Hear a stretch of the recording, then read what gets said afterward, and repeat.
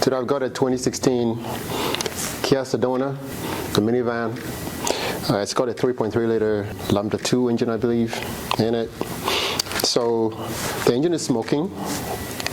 I have no idea what's wrong with it, so we're kind of going to figure this out together. A little bit of background. So I picked this car up from an auction, and upon pulling the car's history, I found that they had replaced the high-pressure fuel pump twice in a short space of a month or so. In addition to the excessive smoking, the car also had a start-stall condition. This is what I believe drove the fuel pump replacements. I'm kind of trying to figure out where to start. It's got, obviously, 2 banks. So the first thing I want to do, I checked the oil cap.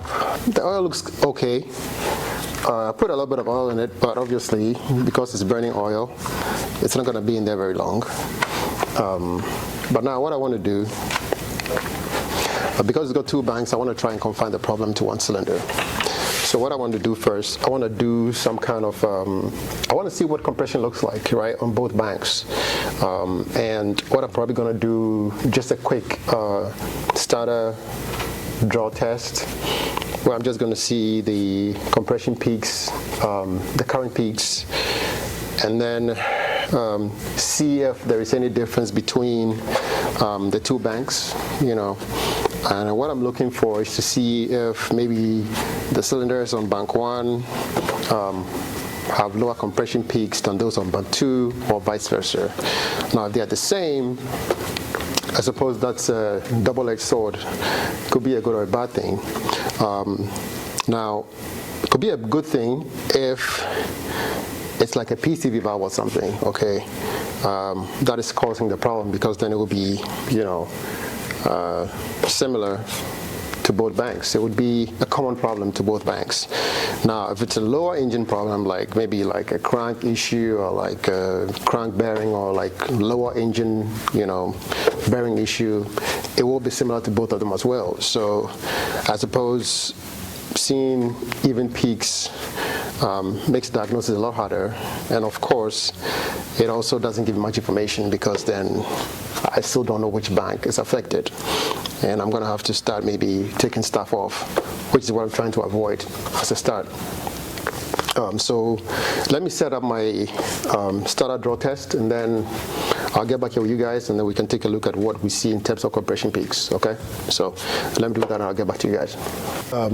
This is the waveform that I extracted. It's got the starter motor current draw, which is the green, and the orange would be the ignition trigger on cylinder number 2, right? So I did a bit of research, and what I found, so let's say this is the engine. Yeah, this is the driver. Okay, here's a passenger.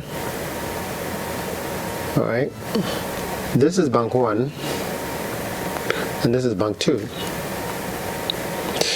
There's 1, 2, 3, 4, 5, 6. Okay, now the firing order is 1, 2, 3, 4, 5, 6, and this is the layout of the cylinders. Now remember, we took our trigger of the ignition from right here to number 2. Now let's go back to this, right? Over here, this is our ignition trigger, and we know that this is number 2. Okay, let me see if we can mark this up a little bit. Now coming back to our waveform, okay, we know the layout. We know this is 2, right? That's where our trigger is, and this is 2. Now we know the ignition, the firing order is 1, 2, 3, 4, 5, 6. So if this is 2, this would be 3, this would be 4, this would be 5, this will be 6, and this will be 1, and then it starts again. Okay, now like we said before, you can see sometimes we have only 3, meaning sometimes 2, 4, and 6 are actually missing from this. Okay, they are missing. Now that we know that 2, 4, and 6 have a problem, we can now narrow down our problem to that bank. Now, I don't know if I don't know what is going on yet, but at least I do know that this bank is producing some lower numbers compared to this bank. Okay? Now, it doesn't mean that the other bank is fine, but at least it gives me some direction in terms of where I want to start. So what I want to do next, not really sure, but I think what I'm going to do next is, let me see, I'll actually do a compression test. I wanted to do a compression test and compare, let's say, 1 with 2 and see what I get. But I'll start with 2 first, just because it's easy to access, and maybe 4 and 6 are also easy to access. I might just do 2, 4, and 6, and then compare with what this factory spec should be, and that'll give me some direction in terms of what I need to do. Okay, so let's go ahead and do that compression test for starting with number 2. Okay, About 150. So we got 180, 120, 150. Okay. Number 1 is 180, number 2 is 180, number 4 is 120, number 6 is 150. And remember, like I said, the problem with the compression test is that it only captures the maximum pressure or maximum compression that is seen throughout the cranking period. Any intermittent low pressure points will not be captured, okay? But that is a problem because we want this thing to create the maximum pressure every time it comes up, okay, to top dead center. And if it's not doing that, then we have a problem. The compression test will capture the maximum pressure, but if, let's say, it goes on one cycle and it doesn't compress, it's not going to catch it. Okay, so that's the problem with that. So, all right, I think we are going to attack this bank. We're going to take it off and see what's going on in there. Something going on.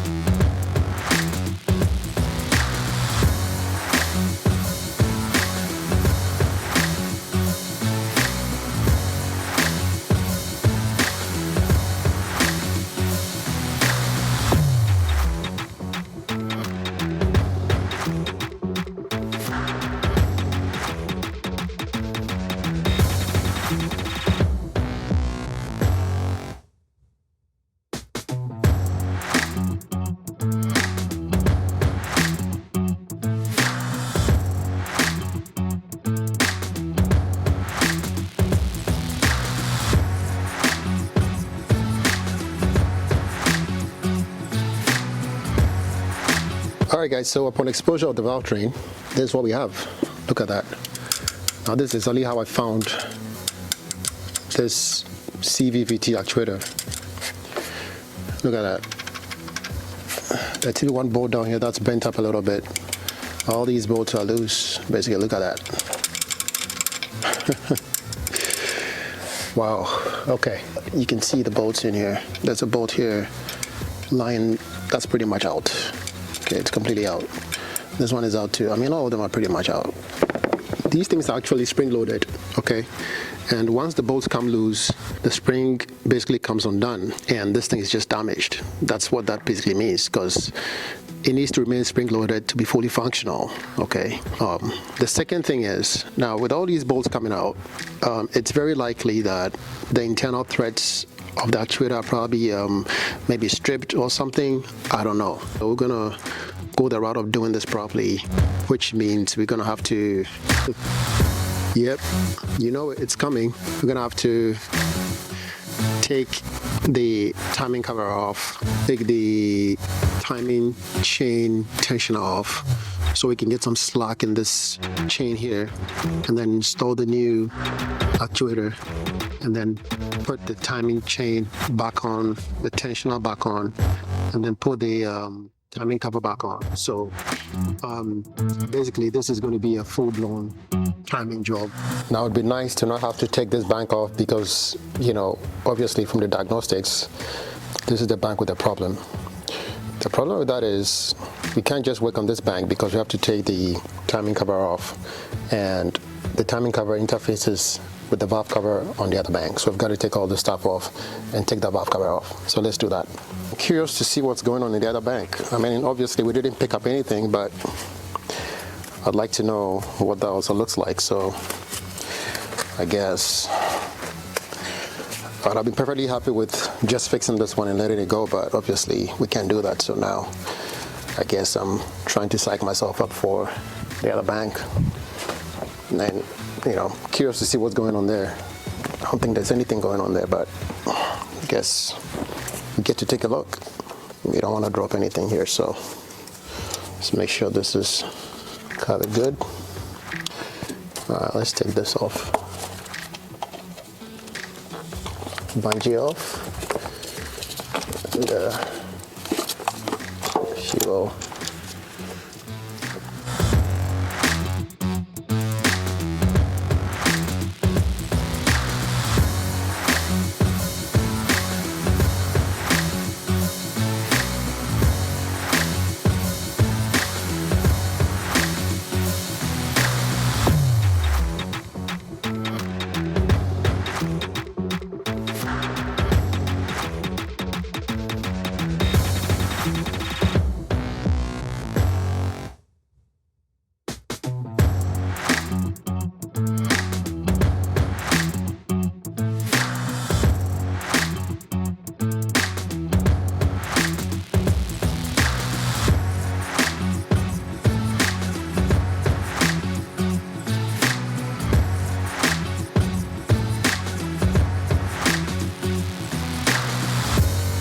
So it looks like the problem is actually confined, like we thought, only to this bank right here. The intake actuator on bank 2, this bank looks just fine. So we just need to work on this one.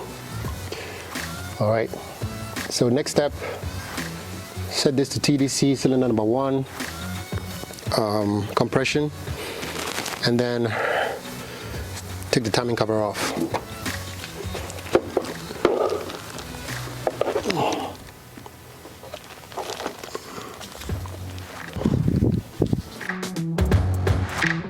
I highly recommend using a TDC whistle when trying to find TDC while working alone and you don't have your eyeballs on the engine compartment.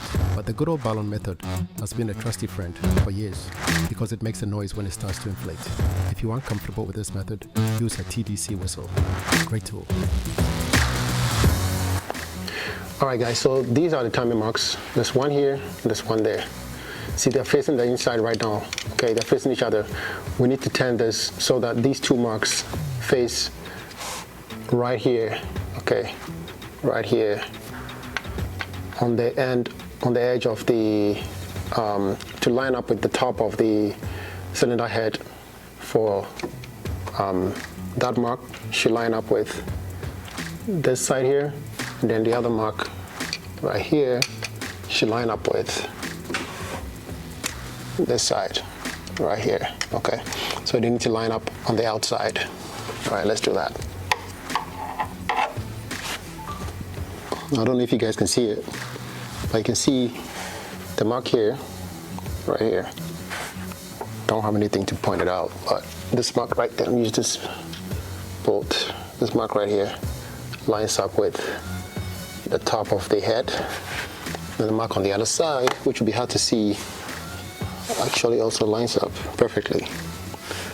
And then on this side, on bank 1, see if you guys can see that. I still had to see, get a light for you guys right there. Let's go back a little bit. You can see that mark lines up right with the top. When I talk on the top, I mean right here. Okay, right here. See the mark right there lines up. And the other side, of course, is hard to see, but I checked that already. That also lines up. So we are TDC number 1. All right. Okay.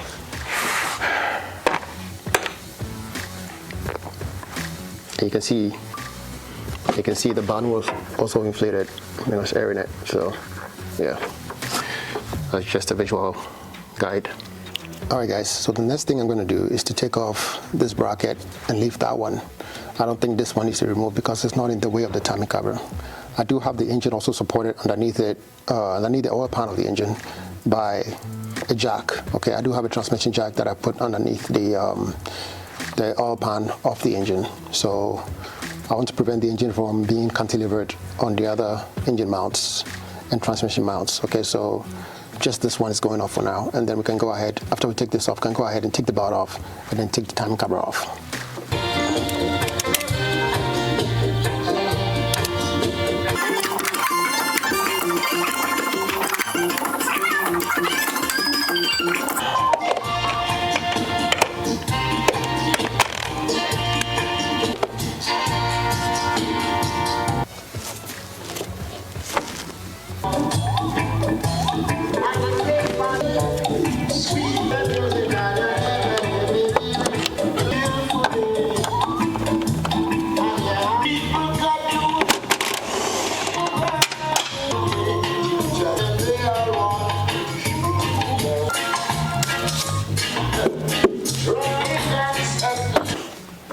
So next I'm going to take the belt off, but I need to slack the tensioner pulley, and there's like a cap on it, so I need to try and remove the cap first, and I'm not sure if I can get it from here, but I may have to go underneath to get the cap.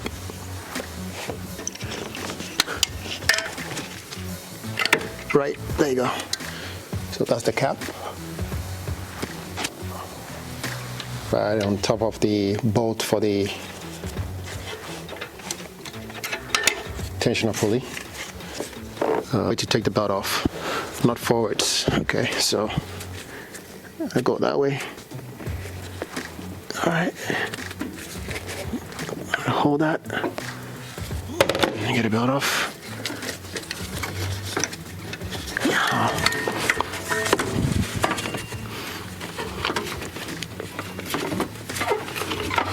All right, so there we are. Belt is off.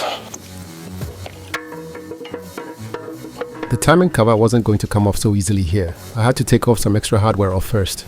If I recall, it was some bracket near the AC lines on the front right side of the engine compartment.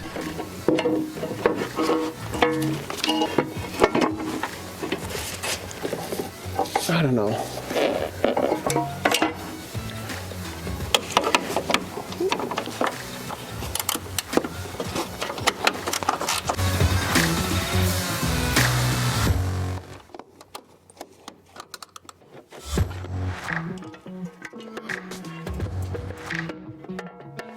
And this wraps up part 1 of this repair. See you in part 2.